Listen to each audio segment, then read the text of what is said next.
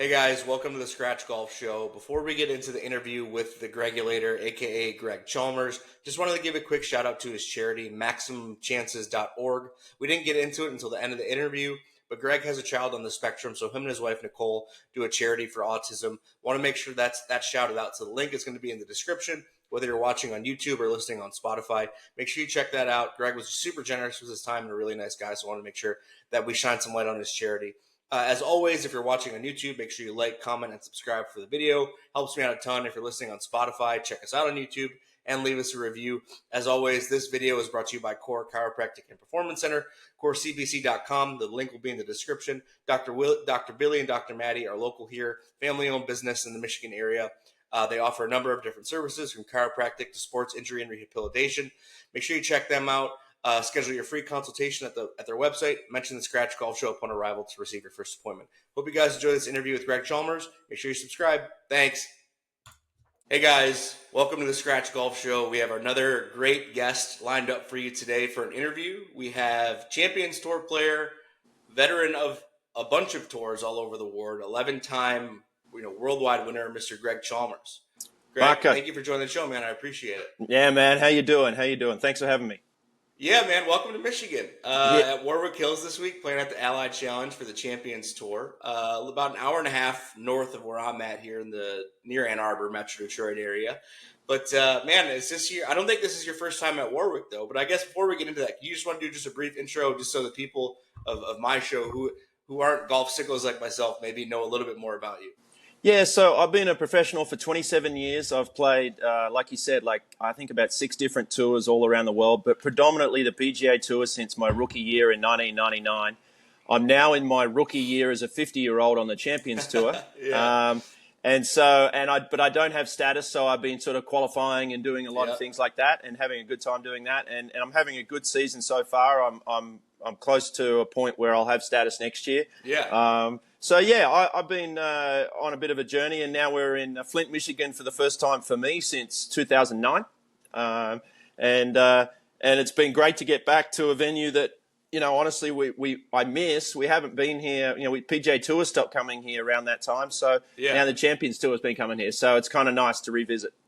Yeah, that's awesome, man. I saw your tweet. I don't know if it was tweet or Instagram that you posted the picture of Tiger. You had, your name, a couple. I know we just talked offline, but I love how you've embraced the social media game.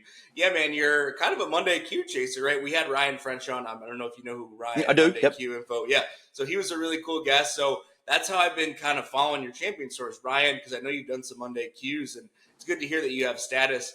Or you're going to get status kind of, if you continue to play well, and you've been playing pretty well in the Champions Tour this year. So I guess let's start there. How's the game feeling this week?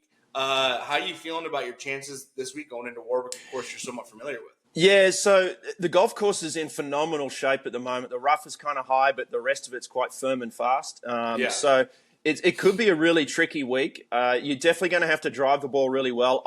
I actually been struggling a little bit in that area of the game, so I'm hoping I can see some uptick in that today. I've got a Pro-Am to play today. It's been okay. It hasn't been awesome. So that piece of it is something that needs to be good this week. Everything else is really in a good spot. I've been putting nicely. I've been chipping nicely. I've been areas of my game I've been really happy with. And so, the Champions Tour is just really cool. It's a great opportunity for a lot of us in our 50s to still be playing golf, and everyone's very grateful and thankful for that. So I'm in a good spot, mate. I'm just getting used to playing a lot more golf because I think leading into the Champions Tour, you just don't play a lot. And getting used to getting back into the rhythm of playing 20 weeks a year or more is different. And so I'm getting used to that. I'm playing a lot lately, and I've been fortunate. So I'm really looking forward to this week. So it should be fun. Yeah, that's awesome. Good to hear the game's been going well. Obviously, you're famous for being one of the best putters to kind of ever walk the face of the earth. I remember watching you roll it way back in the day. But, the Champions Tour is awesome, and it's still extremely competitive. Like, you got to be top of your game. Like, I play golf. I'm a scratch +1, so I'm somewhat decent. Obviously, nowhere near competitive. But, I've played with some older gentlemen who have tried to make it on the Champions Tour. There's a lot of good golfers around this area, and they've just, don't even get out of bed if you're not going to shoot 4 or 5 under every day. So it's still really cool to see guys like you, Bernard Langer, Freddie Couples, VJ, all the guys that I grew up watching kind of exceeding on the Champions Tour and still competing at a high level golf. And for you guys, I know all you guys are competitors, right? For most of you guys who are golfers, and still going out there to compete and kind of play for money is still got to be awesome kind of this late into your career. This tour might be the best tour in the world for me anyway, in that out of all the ones I've played on, in that it's a really nice mix of competition but friendliness / camaraderie. Guys have softened. Guys, there's not as many egos bouncing around because guys are all 50 and 60. Yeah. I will say that guys are still working very hard on their games, a vast majority of them, because it's such a good opportunity. And they're all competitors, like you said. So it's been really nice. And the golf courses aren't what people think. People think, oh, they must set it up easy. They don't. And so it's been really cool, and I'm really, really enjoying it at the moment. It's been really nice to reconnect with some names and faces that I haven't seen in years because, my last few years on the PGA Tour, there's lots of young people that I don't know, and that's fun and enjoyable, but this is way more fun to reconnect with some old friends and play some nice golf. Yeah, that's awesome, man. It's good to hear. You got a guy like Bernard Langer who, still out there grinded, right? Mid-60s. I mean, the guy tore his freaking Achilles and is playing golf like 4 months later. That to me is mind-boggling at, someone who I think he's mid-60s. I think 66. He is. But still out there grinding, still out there with a chest putter. Like, good for you guys, man. That's awesome. And I agree. I played Warwick last summer. Obviously, I think it was around this time last summer. So it was about a month before the Ally. Firm and fast, the rough is penal. I mean, just because those PGA Tour guys went out there and tear it up doesn't mean the course is easy. And I think that's a lot of the stigma around golf in general. Just because you're not on the PGA Tour doesn't mean these courses are super easy. Like I said, from my perspective, who was, like I said, I went out to Warwick and I think I shot 80. And as a +1, I hit it pretty far. Like, the course is still hard, and you guys are still extremely good. It can still probably wax most guys who talk shit about the course setup. Let's be honest. So let's transition a little bit to the course setup before we go into kind of the PGA Tour, Champions Tour difference, because I know you talked about that. So what do you think the winning score is going to be this weekend, and how low do you think you're going to go? That's a great question. Someone always plays great, so right. So it would be in the teens, I'd imagine. Like somewhere between 12 and 17 under, I'd imagine. But it's I haven't looked at, like, last year it rained a lot here. And they actually lost the first day's play, I think. So they had to play 36 holes in one day or a day and a half. So I think if it stays, hot and sunny and firm and fast, it won't be as low. But somewhere over 10 and be around 15, I'd imagine. Someone will do 4 or 5 a day. And hopefully it's me. But fair enough. Let's go. I'm pulling for you. So it's all shaping up nicely for a wonderful week for the Allied Challenge and for everybody in the community. I think I love going to places like this too, mate, because, in a place like this in town, we're, quite often one of the bigger shows that comes to town. The community kind of gets behind it and everyone has a good time. So it should be an enjoyable time.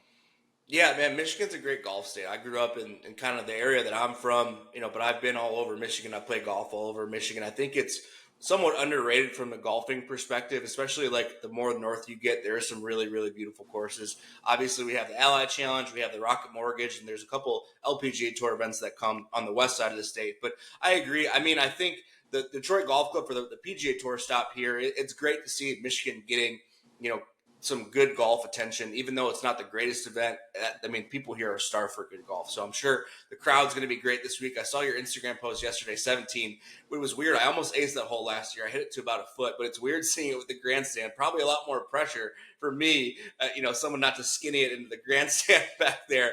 But it's good to see at Warwick. I mean, it's a great course. Obviously, it's got the infrastructure for the fans. So it's good to see a good course with a lot of rich history in the area still have an event, and it's good to see you guys, like you said, come to town and show some support to Michigan. I'm a big Michigan guy. I'm a Michigan State guy, so I love that.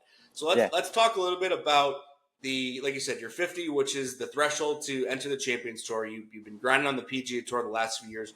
What are the main differences that you've seen from the PGA Tour life, on a week-to-week basis to the Champions Tour life on a week-to-week basis?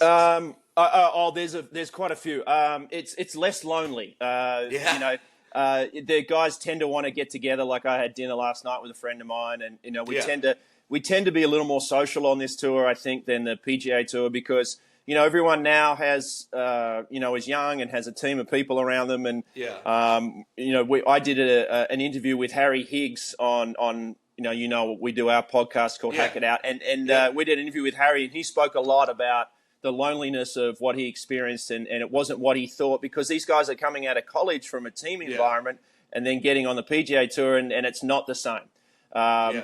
My experience in golf worldwide is the more money you play for, quite often the loneliness scale goes up. Guys tend to do their own thing and tend to be very sheltered. So this has been really cool. 3 rounds is different. It's a bit more foot on the gas, a bit more of a race. No cut is a lot more fun.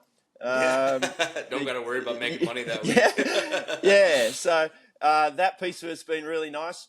I'm not going to lie, riding in a golf cart at 50 is a lot of fun too. For sure. So that's been great. It's in a really nice spot, the Champions Tour, and I think I'm kind of excited about the idea of maybe Tiger coming out in a year or two. So if he could play a few, that could be huge for the tour. And you've got some good storylines going on at the moment. So there's some few differences. The golf course setup is slightly different, but not as bad as people think. The length people hit it is massively different. Like I've gone from one of the shorter guys on the PGA Tour to one of the slightly longer guys out here. So it's nice and something I'm looking to maintain over the next few years if I can, because it's a big piece of being competitive out here.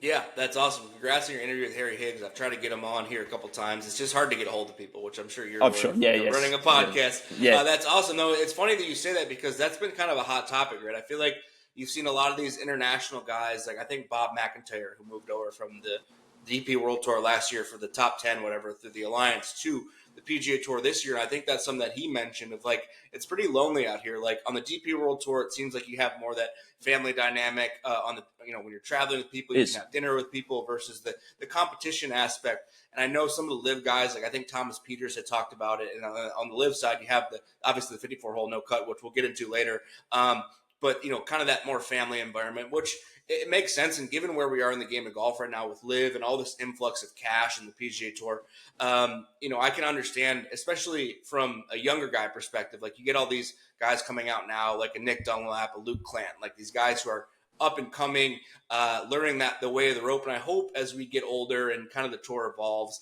that we kind of get that more family aspect. Because as I've done this show, I've been doing it for about 6 months, so I've talked to a few different players, caddies, and they said that the life isn't as glamorous as everyone thinks it is. Like, yeah, you get paid a lot of money, but it's a lot of work and it's a lot of travel, a lot of time away from the family. So I can completely understand it. Like you said, with the more money you play for, it tend to be more lonely. Given where we are just in the game of golf. Just on that, I've chatted to a lot of players out here, and I've done the numbers myself, and I've lived about 15 years of my life in a hotel room. And and I've chatted to friends of mine like Jeff Sluman and Corey Pavan, who've played around 1,200 events combined worldwide. And so you're looking at around 22 years in a hotel room. And so the golf side of the competitive golf side of this job is phenomenal. Most of us love that. But going back to your Holiday Inn Express or wherever you're staying, that's the less sexy side as you get older. And look, it's a great job. Don't get me wrong, we all love it. It's but there are always parts of every job that are like, I've kind of done with that bit. So and that's why this is nice for me and for us out here, is like when you can reconnect and just have a social piece. It's just a little more work-life balance than probably the PGA Tour, to be honest. Yeah, it's so funny that you say that, because like someone like me who I'm obsessed with golf. Like my dad got me into the game when I was 6. I'm pretty good and I'm obsessed with getting better. Like I'm a competitor, grew up athletes. Like I play to get better. It's so funny. And I've talked to a couple people, like when the Rocket Mortgage was here, I lived for Matt McNeely, and he had mentioned to me, like, I see enough golfers on my work week, and it's so hard for somebody like me to realize like this is their job. And like, do I like going to my job every day? Not some days, but it's still fun. But it's so weird for somebody who's so good at something to not enjoy it as much as me. But you got to remember, golf's a great hobby, right? For somebody, I'm going to pay my bills doing it versus somebody who's doing it for a living. But, it's funny to hear you say that. So a quick question for you, and something I want to touch on. You mentioned the driving distance, right? You were shorter on the PGA Tour versus now you're a little longer. As someone who's a little older and kind of, into your career, are you looking at adding distance and speed kind of given where we are now? Or are you just like, I hit it far enough, I'm just going to focus on hitting it solid, chipping and putting, and that's where I'm going to make my bread? No. So I am focused on trying to get. So about 5 years ago, prior to joining when I was about 45, I met a trainer named Jarrett Phillips in Dallas, where I live. He works with. It's called Progressive Movement Training, Train PMT, and he's a speed / power expert, I believe, and he works with throwing and hitting speed. And I went to him, and Marco, I went to try not to slow down any further, because you will deteriorate as you get older, and it starts at about your age. You're going to lose, you're going to lose if you don't lift weights or get stronger. You're going to lose, close to 1% every year or two of your muscle mass, and so. And power numbers are even higher, so your ability to generate speed. So I actually went to him, and I was at 109 clubhead speed and about 161 or 2 ball speed, so not super fast for PGA Tour standard. Yeah. And after working with him for a few years, I hit 120 clubhead speed and about 175 ball speed. So I play now at about 115 and 170. I play around that. Yeah. My job now is I'm 50 into, the next whatever many years is to slow that deterioration down and just and try and maintain it. So I work hard at it, mate. I probably work harder at that than my actual game in a lot of cases. That's so funny you say that, because you see a guy like Phil on Live 54. I mean, obviously won a major at 51. Whether it was a fluke week or not, the guy's still a 6-time major winner, one of the best players of all time. He looks like he's in one of the best shapes of his career at 54. Still bombing it, still handing it further out there, or farther than some of those younger guys on Live. So I get it. And from somebody like, for me, I'm a hockey guy, so like I hit it far naturally. Like I don't have to work super hard at my distance. It just kind of comes naturally, which is great.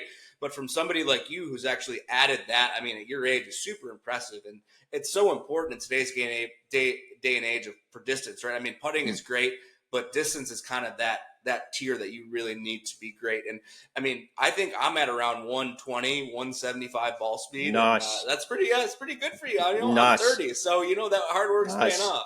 Yeah. So look, I'm honestly, to be honest, I'm 50 and I'm the longest I've ever been in my career. So, and so I talk to my trainer a lot about, how, and I'm working hard on different, reading a lot, trying to learn a lot about how can I slow down the slowdown. And because you watch old guys, you see how they lose mobility, they lose power, they lose strength, and it's just going to happen unless you do things. So it's going to happen, but I'm trying to just make sure it doesn't happen as quickly as it can for most people. So on my weeks off, I'm in the gym at least 3 days a week, and I'm throwing some weight around, and I'm doing speed drills and things like that. So I like it. It's just part of I should do it. It's part of my job, but I really enjoy doing it. So that really helps. And I think it's a big key for people as you age. Yeah, absolutely. Quick tangent. What's your thoughts on the rollback and kind of what that looks like for the future of the game before we get into other stuff? Yeah, so I think the ship has sailed. And look, here's my biggest issue with it. I used to really be passionate about it, but I don't really care that much anymore, to be brutally honest. What the RNA are doing and the USGA are doing, it's just poor management, because what they're basically doing is saying, okay, we made a mistake years ago because we didn't manage the equipment well or the game well, and so now we have to roll it back. That is absolutely true. You can't argue that this is great management of the equipment of the game. I think with launch monitors and our ability to maximize and optimize what we do, I really think the ship has sailed, and it's too late. And so a big part of me is like, guys, you've done this. It's done. You can't. It'd be like trying to. I don't know what analogy would. Yeah, it's very difficult to do, and I think we. People say, if we went back to, this size head or this size, you would have to attack the golf ball. And then you start talking about separating one of my favorite things, which is your access to what we use as an amateur. I enjoy that congruity. Right. And if you separate that, I think that gets a little bit uncomfortable and not really what I like. I like the amateurs knowing that, hey, I can use what Rory uses, or I can. Yeah. So I think I think the ship sailed. I think they're going to have to just accept that. I don't think they will. They'll probably keep trying to do things and change it.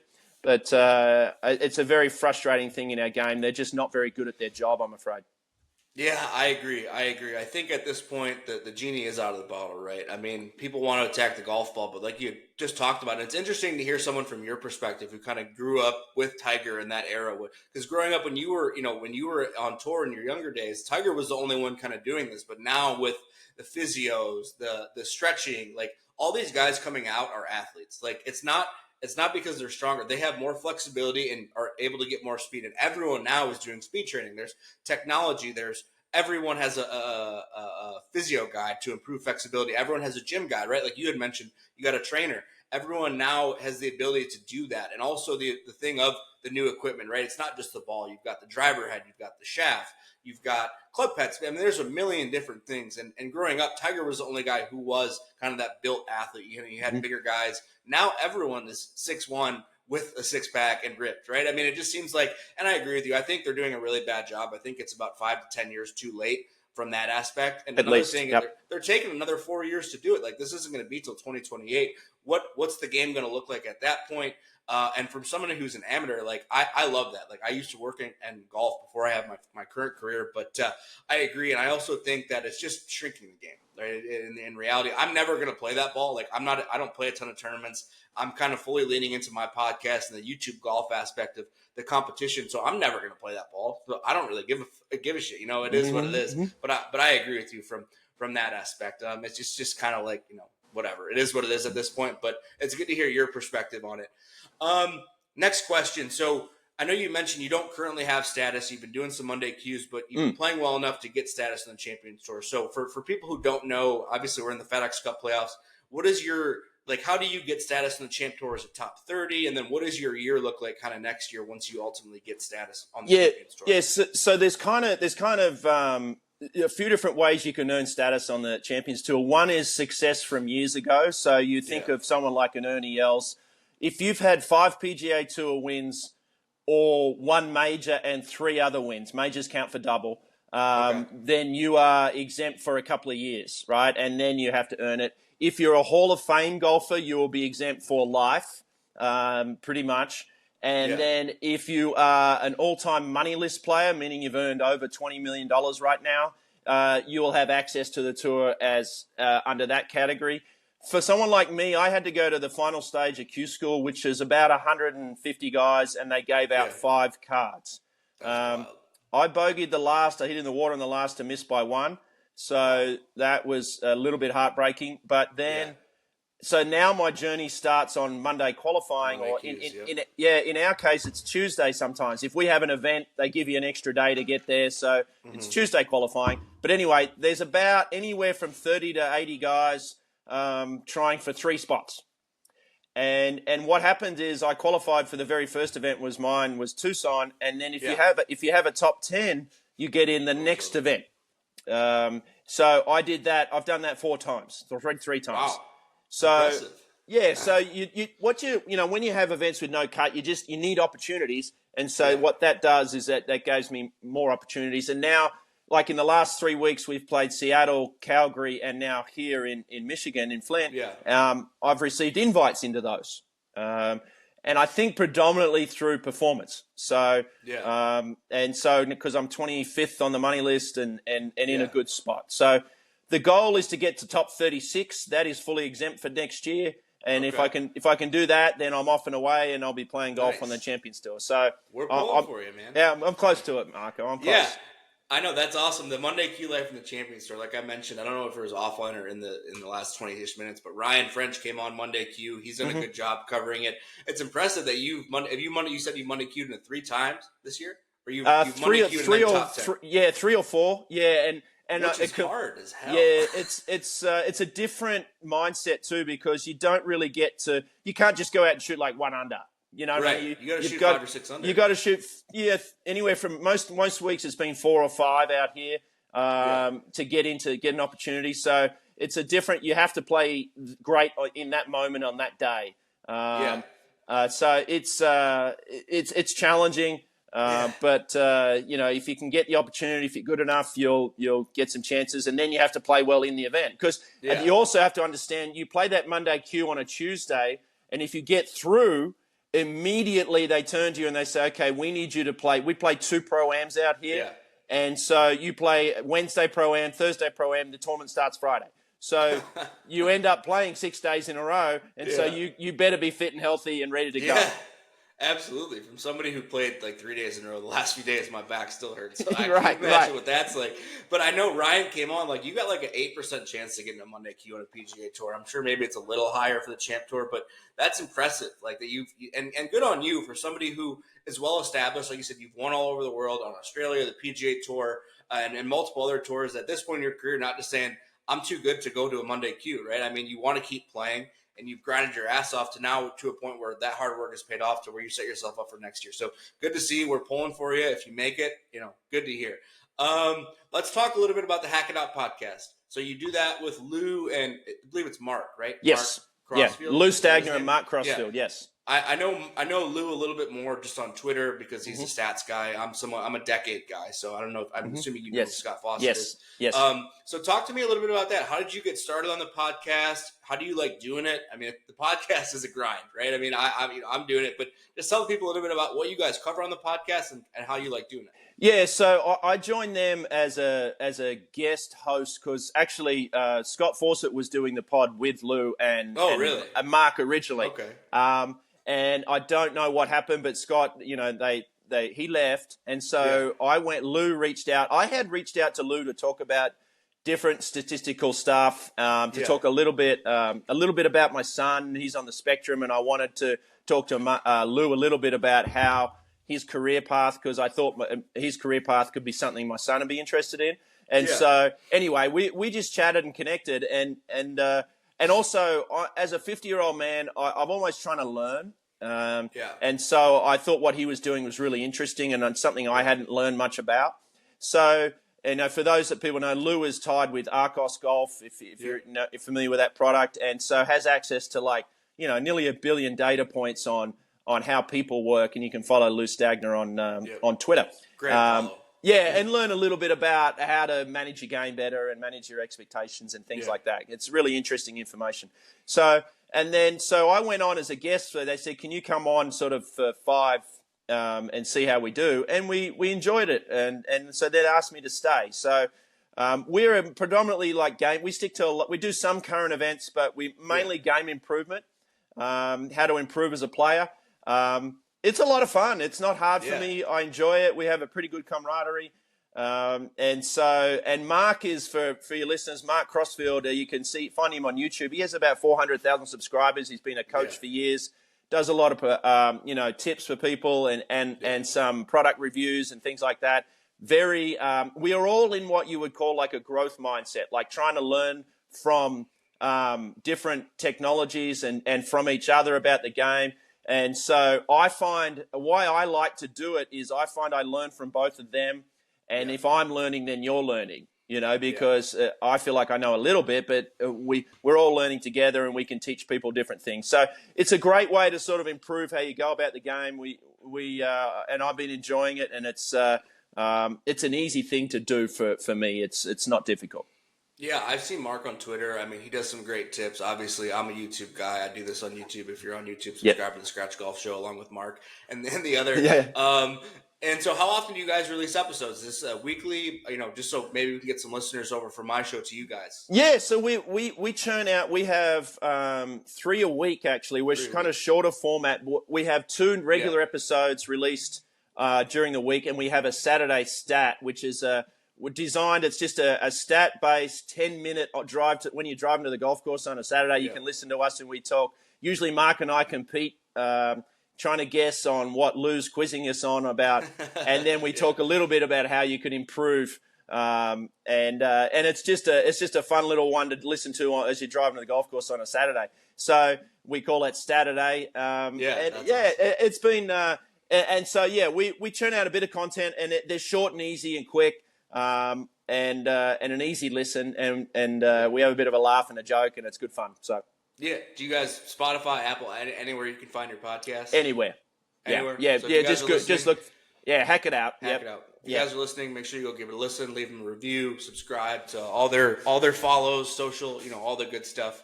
Awesome. Well, let's talk a little bit and transition to a little bit about Australia.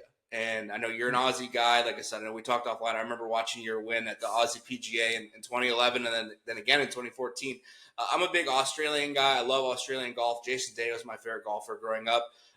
Still kind of is. He's kind of obviously fell off from where he was in 2015. But Cam Smith, even now on LIV is still one of my favorite players to watch play golf. So I love the Aussie and the Sandbelt and that type of style. So how often do you actually get back to Australia? I know you mentioned you're out of Dallas, and then we'll go from there.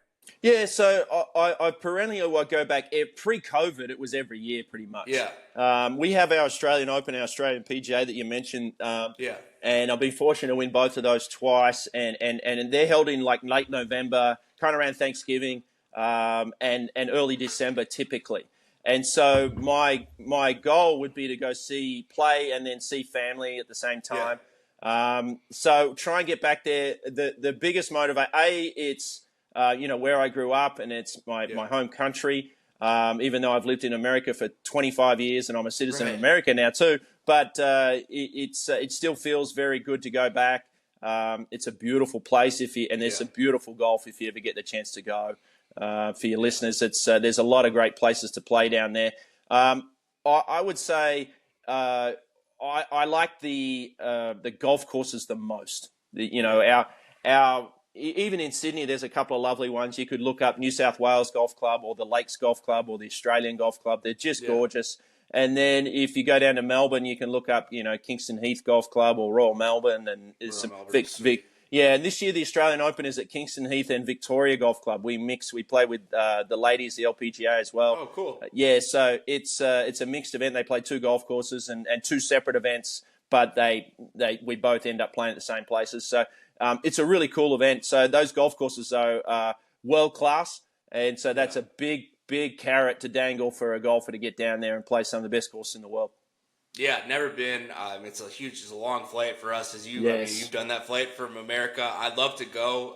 It's only 17 hours, Marco. Yeah, it's only 17 hours. But with multiple flights and delays, it's like sometimes it's a full day. I almost went, and then COVID hit, and now I'm married. So I don't have as much free time anymore, but no, I love you, honey. Nothing against you, but that's awesome, man. It's cool to see. I mean, there are some great golfers, obviously, that have come out of Australia. Go down the list, right? I mean, I think right off the top of the head. I think the biggest thing, Marco, was a lot of the guys that you mentioned there, like Jason Day, Adam Scott comes to mind, Mark Leishman, Cameron Smith, and things like that. A lot of the guys that you talk about, we all grew up idolizing the greatest player at the time. The number one player in the world was Greg Norman.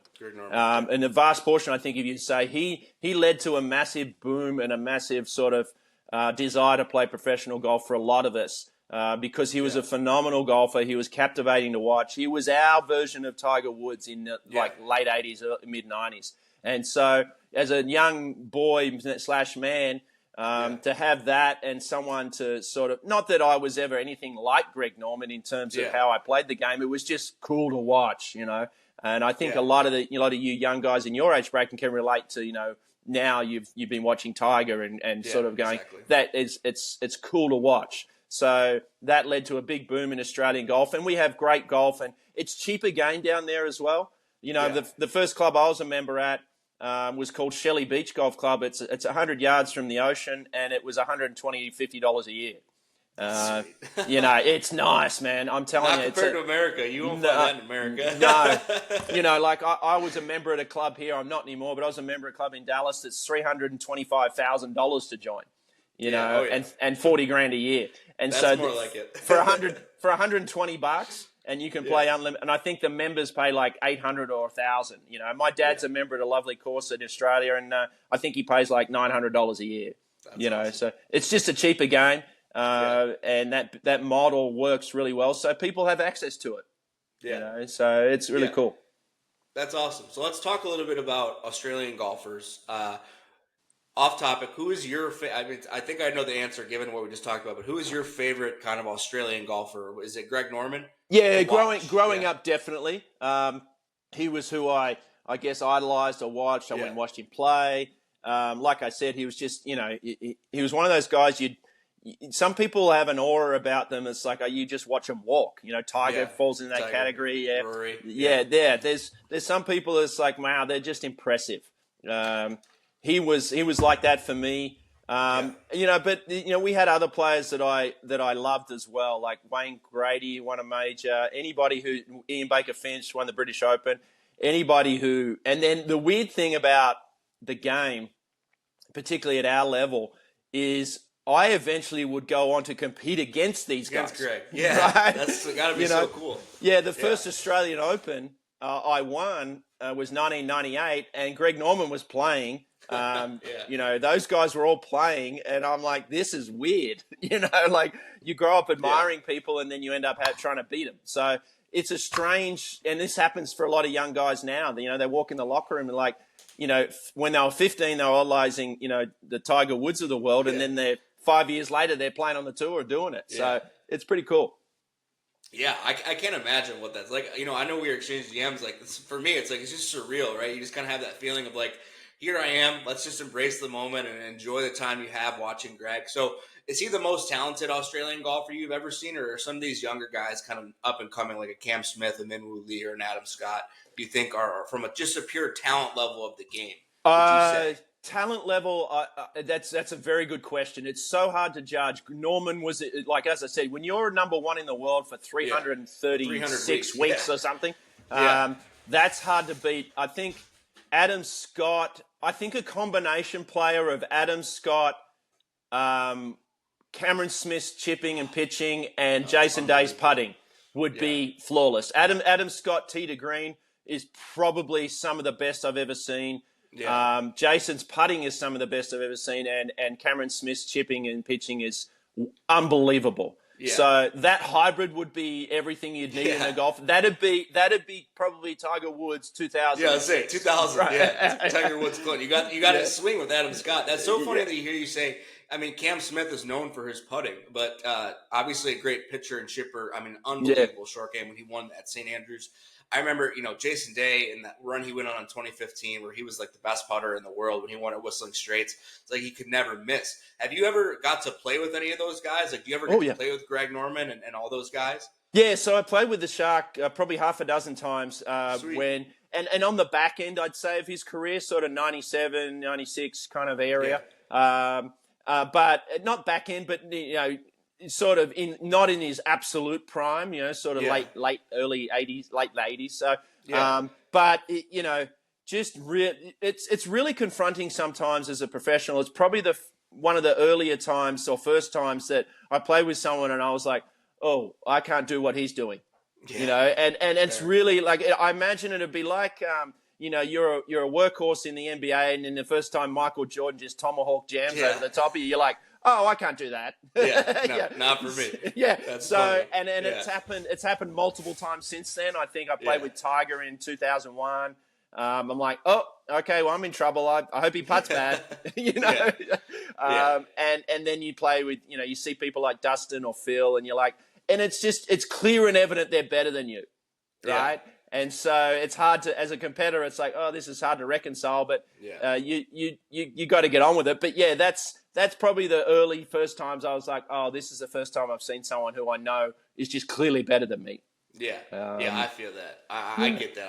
I play with guys who are like a 10 handicap, and I play with guys who have, I've got one buddy who's Monday queued for a few tour events. So for me, it's like people tell me I'm great, and then I see guys go out there and shoot 64 and can't make a cut on tour, and it's like there are so many people who are so much better than me at this game. I'm a big Minwoo Lee guy ever since Cam Smith went to Live, and it's nothing to do with the fact that he's on Live. It's just something to do with the fact that I don't see him play as much as I would like to. But I love Minwoo Lee. Like I said, I'm a big Aussie guy. I loved Adam Scott, loved Jason Day, Cam Smith. Minwoo Lee is awesome. I love what he's doing with the social media game, and you guys got a ton of talent coming out. So let's transition to a little bit about the state of the game in Australia. It's been kind of a hot topic ever since, the Live has came out, because they're more of the global schedule versus the PGA Tour, which is predominantly based in the U.S. So what are your thoughts and stance on the PGA Tour versus Live? I don't really give a fuck. I watch them both. I'm just genuinely curious from someone who's Australian but plays on the Champions Tour. your kind of stance and thoughts on where we are in the landscape of golf right now. Oh yeah, really messy. Look, and like the biggest winners out of all of this have been the majors, because that's the only time everyone kind of comes together. Exactly. And look, it's a different time, and it's something that I don't know if we know how it's going to all settle in. And the interesting thing is it really doesn't matter what I believe, because it's people like you that are going to decide. If you watch Live, then it'll succeed. If you watch PGA Tour, then it'll succeed. I think the thing that I think might be a little confronting for some of the superstars who've gone to Live is that you were a superstar in an environment, an already existing environment, meaning we have massive events, and when you went to the event, sure, people came to watch you, but people haven't just jumped over and gone. You've seen the crowds that they have. Yeah. They're not huge. They're huge in Australia, but some of the events they've had, the fans haven't shown up. Right. And so, and it'll take time, because it takes time to build big events. Right. Yeah. And so it's been probably a little challenging. I'm not a massive fan of either tour's less competition, the 72 players or the 54 players, whatever they have on the Live. I think we have one of our biggest storylines is just the competition. And I think one of the greatest examples was the Phoenix Open 2 years ago. Scotty Scheffler won, right? Wonderful. But the person driving the competition was Nick Taylor, right? Yeah. Now, Nick at the time, if you'd have had the signature events, he doesn't qualify at the time. Now, he went on to win the Canadian Open a few months later. But Nick Taylor driving a competition against Scotty Scheffler is fun to watch. I'll watch that because it was close. Yeah. But if Scotty Scheffler's running away with a 5-shot lead, which is what you have a lot of times with no competition or less competition, I turn off as a fan, right? Yeah. And so we have a lot of these situations now where both tours are trying to manufacture Rory versus Scotty, or big name versus big name. Right. And in reality, that's really hard to manufacture, because what happened, they don't always play great every week. Right. Exactly. They are humans. There's 100 other dudes who could be playing, some of those will play high level golf. Yeah. And that person versus a Rory or a Scotty or whoever, Xander, whatever, is still captivating to watch. And I think you miss those storylines a lot when you diminish the competition, and I'm not a fan of that. And you've got to remember, I'm coming from a workhorse. I've never been that guy, right? Right.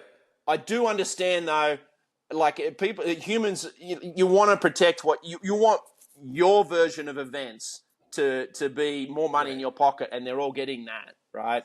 Yeah. So, but I'm following guys like Hayden Springer, for example, who's a Q School graduate. Like he's shot 59. Yeah, right. And, he's had 19 or 18 chances this year. I would like to see that storyline. He might be your next Xander. You know what I mean? Like, you have to have a great pathway, and I think they haven't got that right yet. It's very top-heavy at the moment. You need great opportunities for that. I don't know what they want in the end. It sounds like they want more of a NASCAR. It sounds like they want more of a NASCAR model, which is, play golf every 2 weeks and have 50 dudes show up and then have a pathway to get to that. We'll find out here in the next sort of 3 to 5 years. Yeah, and it's interesting because I agree with you. I love the majors. The majors, I feel like the last 2 or 3 years have been the best golf tournaments, right? Where everyone's coming together, the best players in the world, the best competition. But I'm not a fan of, I love watching both golf tours from somebody who's a sicko like me. Like, I had John Rahm versus BK, Brooks on one sport, and then I had Hideki kind of coming down the stretch in the other. So for me, those events are great viewing, but you don't always have that, right? You don't always have the drama and the competition, like you mentioned. And I agree with you. I think the PGA Tour needs new leadership, in my opinion. Like, you got a guy like a young and up-and-comer like a Minwoo Lee, who played in, I think, 0 or maybe 1 elevated event. That to me makes no sense. How you've got a guy who is one of the biggest stars, if not the biggest star in Australian golf right now, and he's got a very good presence on social media, which obviously for the younger crowd is important. And you've got this guy only showing up on the off weeks in the majors, right? And he's not playing in any of the biggest events. He's not getting any TV time. And for me, that's just a complete miss by the PGA Tour. And like you mentioned, Nick Taylor, who was 2 years ago at the Waste Management, Phoenix ended up winning this. Yeah, in Phoenix ended up winning this year, mm. right? I agree. I think you need more storylines. I think you need more of these guys like a Jake Knapp last year from somebody who wins, right? Who's a bouncer. And I agree, it's very top heavy, but at the end of the day, they got to keep these guys happy. Otherwise, they're just going to jump ship to live. I think it's a big clusterfuck right now. At the end of the day, it needs to be sorted out. Whether it's a multi-event schedule between the two tours where these guys play over here, these guys play over here, and then 10 events they play together, including the majors. But I agree. I don't think it's great for the game. I think it's creating divides. And then similar to the American politics, you got one side, you're either live or PGA Tour, and you can't be in the middle. So it's an interesting game for the world of golf. I'm curious your thoughts. Have you played the course that they play on Live in Adelaide, Grange? Because that event, it seems like the one that has been super popular for Live. Yeah, it's a wonderful event. It's their best event of the year, probably, in my opinion, like from what I've seen anyway. Yeah. Yes, I have played that golf course many years ago. I played we have a interstate teams championship. We all play against each other. We played there. It's awesome. And look, I've got friends who've been to it, and that is probably their, I guess their benchmark for what they would want their tournaments to be like. Yeah. And the reason why it works really well is, and I can tell you, Australians are starved for world-class golfers and players to come down there. We haven't had it for a long time. And so when these guys all show up, everyone is like, let's go. Yeah. And so, and that they do a great job in that event. And so it's been very, very successful and will continue to be, I think, because people love it. And this is the thing, it keeps feeding itself. It's kind of like Phoenix. People have a great time, so I'll see you next year. Yeah. Right? They go back again. And so that's going to keep being successful, no question.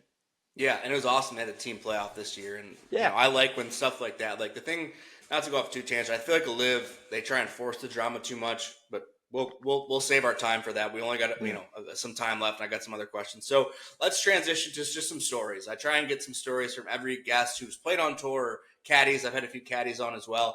So let's start. You don't have to keep it PG. I don't really give a fuck.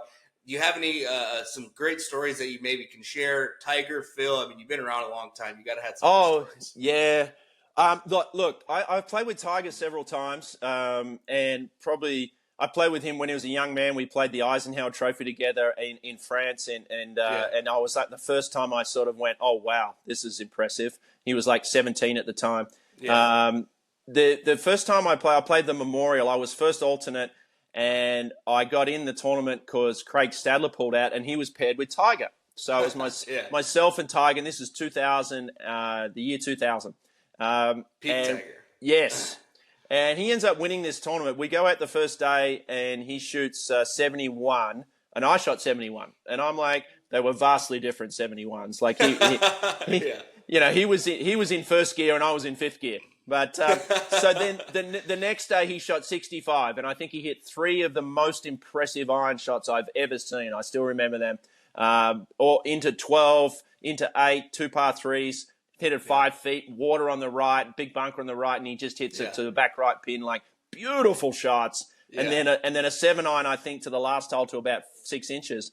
But the interesting thing to me about that was I read the article the next day, and I don't know if he did this on purpose, but the quote in the article was, I didn't really have my best stuff yesterday, but I'm looking forward to the weekend. And I'm like, if that's not his best stuff, we're all screwed, right? And so he went on to win that, and I think he won like 10 times, all right? Yeah. Just so impressive at hitting a golf ball and playing the game. It was he was just he is and was and just absolutely phenomenal at golf. I think the biggest amazing thing to me is one of his cut streaks. Like I think he went like years without missing a cut, and I'm like, and I can tell you, Marco, like you telling me one day you didn't wake up feeling like shit.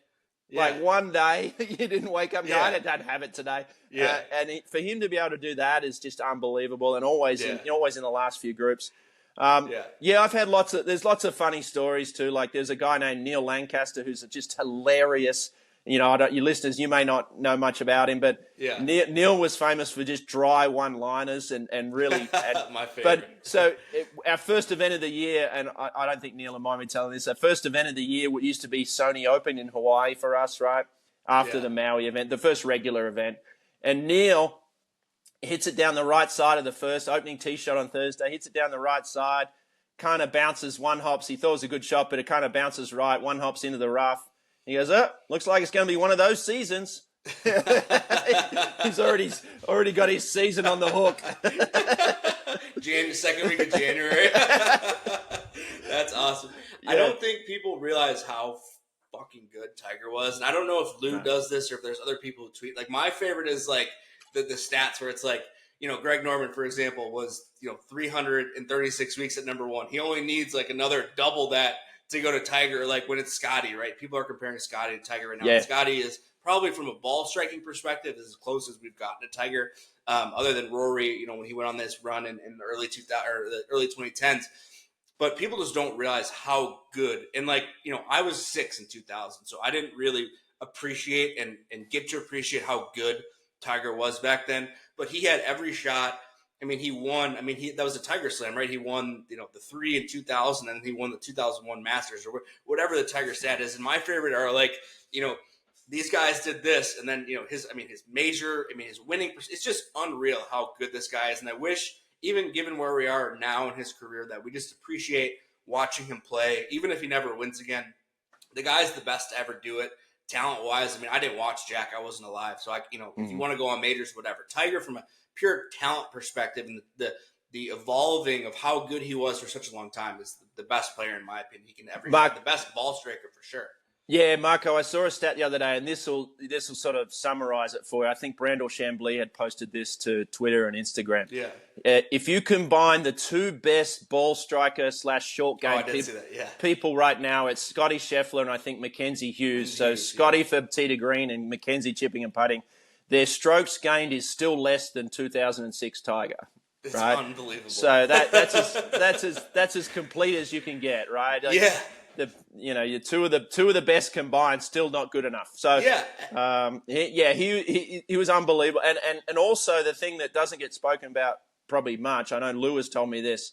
His putting in his short game, he did most of it in the last groups on Saturday and Sunday. Yeah. So he was the best under the most pressure in the worst conditions, right? Because the greens are bumpy and all that stuff. So unreal, absolutely unreal, and just blessed to have played in that era, right? It's so wild. I think the stat was their strokes gained was combined plus 3.4, and Tiger's was plus 3.6, which is insane because Scotty's got obviously he's got his putting issues. We won't go down that road, but and it's unreal how good he is, how complete of a player he was for so long. And like you said, his 54 hole percentage of winning is unbelievable. People don't realize he got the lead and never lost it. Correct. Very rarely. In 07 at Hazeltine or whenever Wyatt Yang won, that was the only time in a major I think he ever lost a 54-hole lead. We could talk Tiger stats all day, but I know we've already kept you far too long. So do some rapid fires, then we'll get you out of here. So, favorite golf course? Oh, in America, probably. I'm about to go play some of your best. I'm about to have I've got a buddy getting married week, and next week I'm going up to play Shinnecock National. Oh, yeah. So I haven't done that before, so I'm really looking forward to that. It's probably one of the better bachelor kind of trips I've ever thought of. Nice. Yeah. So my buddy of mine, we're doing that. But on the tour, I'd say my favorite is Riviera, mainly because it is you have trees on that golf course, and the golf course is beautiful, but you have trees on that golf course that remind me of Australia, called eucalyptus trees or gum trees. It's what our koalas survive on. But that golf course feels like home to me. And it's a phenomenal place and golf course. And so I really love Riviera.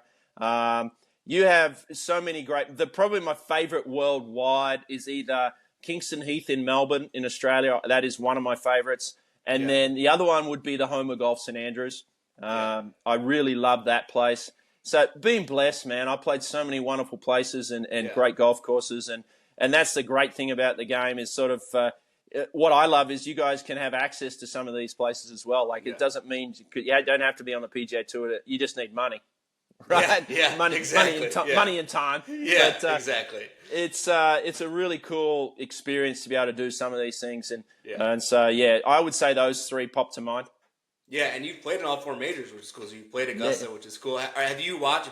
Speaking of seniors, have you tuned into any of the women? Are you going to watch any of the women this I week? will later. I've been busy this Obviously, morning, you're but I busy. guess they start. Yeah, they Yeah, started today. So yeah, I'm going yeah, to turn that on at some point here in the next sort of couple of days and take a look. yeah, But yeah, it's when you get that opportunity, it's pretty wild to go play at places like that. yeah, And I actually, I'm no different than a lot of you and a lot of guys. I'm sure I have a list of places that I still want to go yeah, play. yeah, So I've got to tick off some. I'd love to go to Bandon. yeah, There's some places in Oz I haven't been to yet that are brand new that I'd like to go yeah. see. Take a look at 7 Mile Beach. It's a golf course my buddy's building down in Australia, and that's about to Oh, open. sweet. It's right on the water. On Instagram, have a look at that. There's some Yeah. cool places that are on my list. Yeah, man. If you haven't got a chance in Northern Michigan or Arcadia Bluffs, I mean, there's some sweet golf. I want to do that. I've looked at that. Yeah, I want to do that Arcadia for is sure. fucking awesome, man. Yeah. Yeah, there's 2 courses there. They're building a short course next year. It's basically like Whistling Straits on the other side of the lake. Yeah. Highly recommend Northern Michigan. We won't go down that rabbit hole though. So favorite tour stop? Is it Riviera also? It doesn't have to be the course, but favorite time to go visit an event. Yeah, I would say favorite tour stops isn't always golf course is one of it, but I love it when we go to, I would say, smaller cities like John Deere, in Moline, Illinois. They really get behind the tournament, and it's a big deal in that for us and for them. And then somewhere like that, when you get to do some of the cool stuff we get to do. So John Deere, what they have a night where they take Tuesday night, we're allowed to go to the testing center. And it's a basically big farm, and they put on a barbecue. We eat food, but we're allowed to drive anything that they make, right? So I got photos of me and my boys, and we're out there digging swimming pool holes, basically with all these tractors and things like trucks. Yeah. So things like that are really cool. Yeah. We don't really blessed. We don't have many events that I'm like, man, this is just terrible. Most of the places I go to, I'm pretty happy, because. Dude, I'm playing golf for a living. So it's pretty cool. Riviera is obviously awesome. Muirfield is awesome. Jack's place. There's lots of cool places, and we have some on that aren't on the list that used to be cool. Like Denver used to be awesome, and things like that. So very lucky, mate. Very lucky. Yeah, we've had a lot of CUDA people on here. I had a couple guests to say the CUDA. Oh yeah. I know you're famous PGA Tour win at the CUDA is another good one. Yeah, I feel like the smaller events don't get enough love. Okay, I think you already answered this. But favorite golfer is it Greg Norman? To watch as a kid, to watch. Yes, him. I watch anybody who is awesome, and I watch anybody. I root for the underdog typically. So I love watching people win for the first time. I love watching people sort of change their career and get out of holes or get out of bad performance for a number of years. To play with, honestly, it's people older, like dudes like Nick Price is probably one of the best partners to play with in terms of watching someone play the game, but almost like he was phenomenal at hitting a golf ball, but it probably supports you more than he supports himself in some ways. Like, those guys were people like that are just really enjoyable to play with, and they give you energy. Look, I love watching anybody who's good at it. And I love I enjoy watching guys deal with pressure. I enjoy watching and seeing how they handle it. Cool. 3 more for you. What's in the bag right now? What are you playing? Titleist top to toe, mate. I just got the new GT3, and it's good. It's really good. And I'm in Vokey. I tried the only club that's not Titleist in my bag. I'm in the T200. I got the lab putter. I'm in like the hybrid iron, like the the muscleback iron in their long irons, in their 4 and 5 iron. And then I'm in I think T100s in my iron, 6 iron down. Okay. And then, I got the lab putter in. My first event was actually at Benton Harbor in Michigan was the first event with the lab putter. Senior KitchenAid PGA, and I finished 3rd there. Kind of coughed up and messed up at the end, but Richard Bland played beautiful golf. The year of Dickie B, man. What a story. I got some T100 assets right over my shoulder here. I'm a Titleist guy also. Yeah, they're lovely. They make wonderful stuff. So that's well, I've been playing Titleist for a long time and kind of ambassador for them. But it's the lab putter has been great for me. It sort of changed things around a little bit mid-season or early in the season. So that's what I'm throwing around at the moment. Cool. Dream foursome.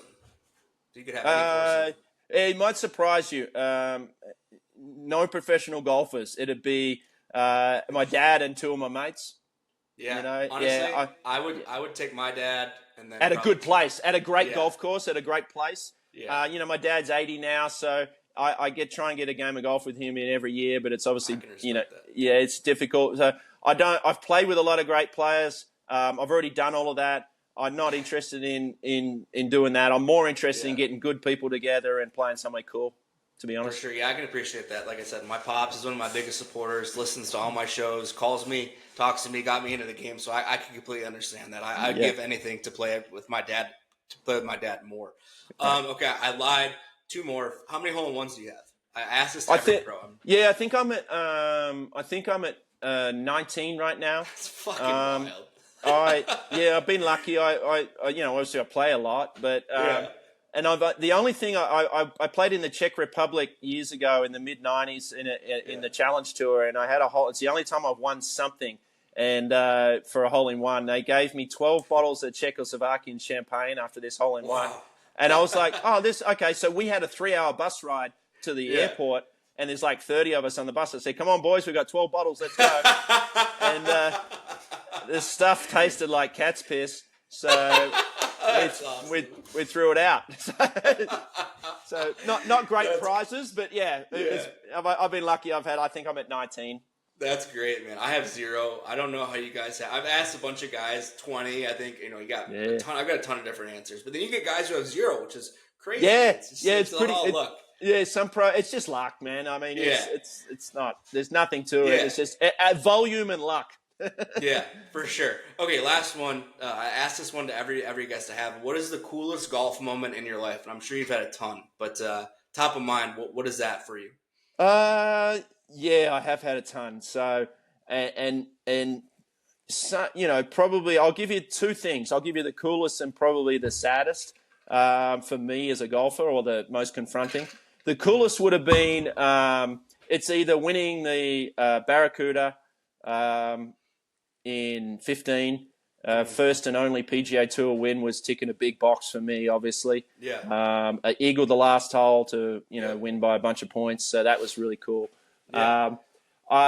Probably, I've had 2 Australian Opens. Probably I loved my first one was 98, but the second one was 2011. Beat Tiger and a bunch of players, Americans, who come down for the President's Cup. Yep. That was really cool. Probably the lowest point was I'll tell you this one. I think it was in right around 07, 08. I went to Q School. I bogeyed the 108th hole to lose my card by a shot. The last hole, 6 rounds, and I called my wife and I said, she said, "What are you going to do?" She said, "Well, you coming home?" I said, "Obviously, coming home." Yeah. I said, "But first, I'm just going to go in the clubhouse and cry for a little bit, and then I'll be home." So and luckily for me, I've lost my card several times, but I've always got it back within sort of a year or two. I went back out on the Corn Ferry the next year, and I had 8 top 10s and got my card back. And it was good fun. Awesome. But good game will bring you to tears sometimes. Oh, it absolutely will. I can't even imagine what it's like being a pro. I mean, the amount of times I've been out like 200 or 300 par and then double or triple and shoot even.